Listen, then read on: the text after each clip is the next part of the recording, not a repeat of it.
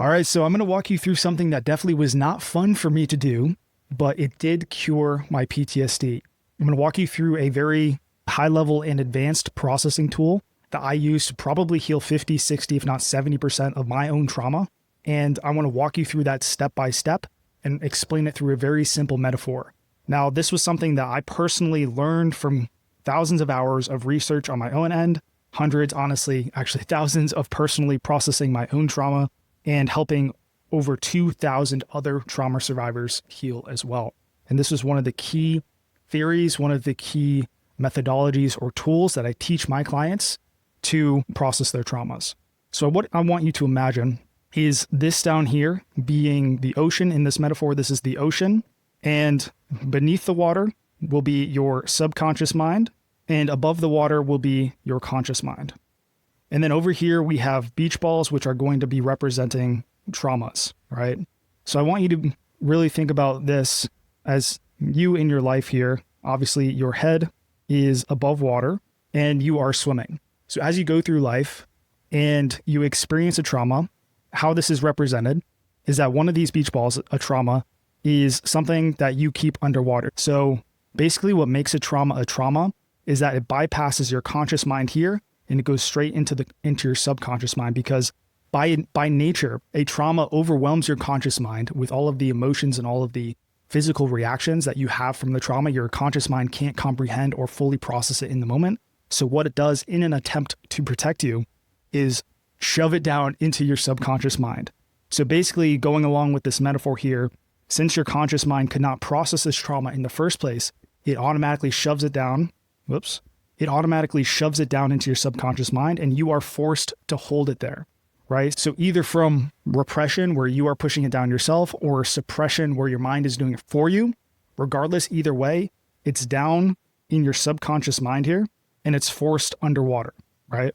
So what can happen with this beach ball? Again, going along with this metaphor, if a wave comes by or if there's somebody who kicks the beach ball from out underneath you, what will happen is this beach ball will then rise to the surface. And when it does come to the surface, it'll be in your conscious mind, and it will have and bring forward all of the previously unconscious beliefs, all the negative beliefs, and all the previously unconscious negative emotions.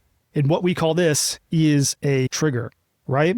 So when something in your life happens, basically in this metaphor, how I'm explaining it is you lose control of the beach ball, it flies to the surface here, and then it triggers all of the old beliefs and all of the old emotions. So when you just have one trauma here, it's very easy to manage, right? You can go throughout your life, you can avoid different triggers, and you can move through the water, you can swim through the water just fine because you're just carrying one beach ball, right? So you're only trying to keep one thing underwater, so it's very easy to kind of deal with that and manage that. But what happens with PTSD and CPTSD is that it isn't just one trauma. It isn't just one beach ball.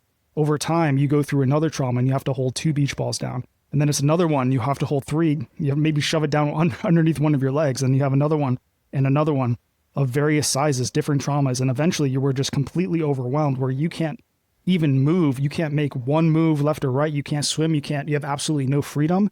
You can't do anything, because you were just basically spending all of your energy to keep these beach balls underwater, aka all of these traumas underwater. Now, this is where most trauma survivors find themselves stuck, right? They're in this place where they feel completely stuck. They can't move around because they have all of these traumas that they're trying to just hold down and manage. They isolate themselves because they're unable to even leave their house, because simple activities just either require way too much energy because all of it's being expended to hold these beach balls down, or there are so many different stimuli in the environment that remind them of their traumas, which cause these traumas to be triggered, right? And what can happen too when you have multiple traumas is that one triggered isn't necessarily just going to trigger one beach ball. What can happen here is that one trigger can bring up multiple beach balls. So one small thing can cause multiple traumas to come into your conscious mind and cause you to get completely overwhelmed. Now, this begs the question, right? What do you do? What is a trauma survivor supposed to do when you have all of these traumas down here that you have to manage and keep track of? Well, basically, again, going along with this metaphor, what you'll have to do is to get yourself into a safe environment where you are not at risk of being triggered, right? And what we would want to do is to intentionally and in a controlled way bring one of these beach balls up to the surface into the conscious mind so that we can start to work with it and process it. Now, processing is defined by two core variables. There are two core variables that are present in every single processing tool, and these are a release of emotion and a change of belief, right? Because the two core elements of a trauma here are emotions and beliefs. So we need to release the emotion from our body, which is the equivalent of releasing pressure or air out of this beach ball here. And we also need to change the belief as well, which will also be indicated by releasing pressure from this beach ball. So as you do each one of these processing sessions, you bring the beach ball out above the water into your conscious mind. You release some of the pressure because you're not going to release all of it at once. And then you bring it back down, live your life. And then in the next processing session, again, you bring the beach ball back up, you release some more of that pressure, you bring it back down, live your life. And then with each processing session, each time you bring it up into your conscious mind and release the emotions and change the beliefs, each time you do that, the beach ball just gets smaller and smaller and smaller until, well, let me delete it. It disappears, right? So then, and this is the importance of focusing on one trauma at a time as well, because if you bring multiple traumas up to the surface and you try to work on multiple traumas at once, you're going to be making a little bit of progress in a lot of directions. And for most people who have PTSD and CPTSD, there are a lot of different traumas that you need to go through and process. So the most efficient way to go about processing these traumas or multiple traumas is to pick one, to focus on one, bring that one up and process that again and again and again until it's done and it's processed. And then you can move on to the next biggest one that you're focusing on. Now, one of the biggest questions that I get when I teach people this process here is, how do I go about and actually identify the quote unquote beach balls? How do I identify my traumas? How do I know what they are? And there's this one core principle that I always go back to again and again and again, and it's what helped me and it's what's guided me to full recovery. And it's one word: pain. So pain is your compass. Pain is your best friend when it comes to recovery, not because pain feels good, but pain is basically your body's notification system telling you, alerting you that there's something wrong and that there's something that needs to be healed. So we want to use that pain not as something to avoid, but as something that our brain is trying to tell us that needs fixing. So what you will realize is that each one of these traumas here, they will be sending out signals of pain, right? So what we want to do is go straight towards that pain, obviously in the right mindset, but we follow the pain until we find the trauma. And then we isolate that one trauma we want to work on. And that's the one that we keep bringing up to the surface and processing and releasing the emotions and changing the beliefs of again and again and again. We bring that up and down in this cycle over and over and over and over again until this trauma here is done, is fully healed, and then it's gone. So each one of these traumas here, again, will have their own beliefs and their own emotions. So really each one of these traumas here, again, have their own beliefs, their own emotions, just like they are a different person. And this is where it gets a little bit more advanced, so hopefully you can stick with me. But each one of these traumas here, each one of these sets of beliefs and emotions are another part of you. Another way to put it is that they are a sub-personality within you. Now, this isn't me saying that you have multiple personality disorder, but it's a mental model to really think of trauma in a very productive way.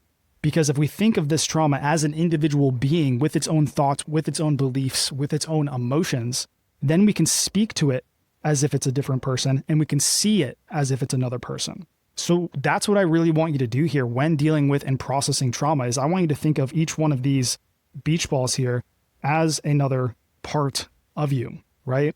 And once you see it as a different part, this might sound super weird for those of you who are hearing this for the first time, but when you see this as a different part, as its own being that has its own beliefs, that has its own emotions, you can then separate from it. You can see it as if it is another person, get distance or altitude with that emotion, and speak to it and almost have a coaching or therapeutic relationship with this part. And this is like the magic. This is like the secret sauce. When you are able to see that each one of your emotions and each one of your traumas is an individual part like this, then you can talk to it as if it's another person and not be flooded by the emotions. So this is how you are able to gain control and stay in control when you are processing. Because what happens to most people is that they don't see this. They don't see this as a separate part. they see this trauma as them.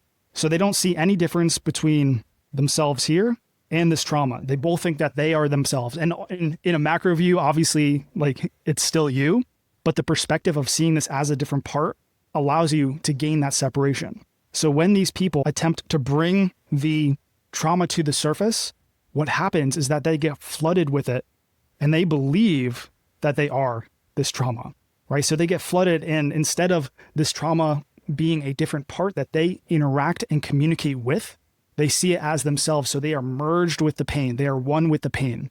And when you are in that state where you are flooded with that emotion, when you're merged with that emotion, it's very hard to deal with that emotion and process it. To process a trauma successfully on your own, you need to be able to have that altitude. You need to be able to have that separation between you and the part. You have to be able to see it as a different part of you. So when you go and do your own processing, see each one of these emotions that you're experiencing as a different part of yourself. And then you can communicate with it. You can hear its thoughts. You can ask and discover what its beliefs are. And you can challenge those beliefs. You can identify and see the emotions that this part has. And then you can help it release those emotions. You can challenge those beliefs, and you can help it see and think differently and think in a more positive way. Now, if you want me to walk you through this process one-on-one with you, there's a link in the description where you can learn more about how to coach with me. I don't care if you click it or not. The main thing is I want you to get value from this video here. But if you like this video, hit like and subscribe for more.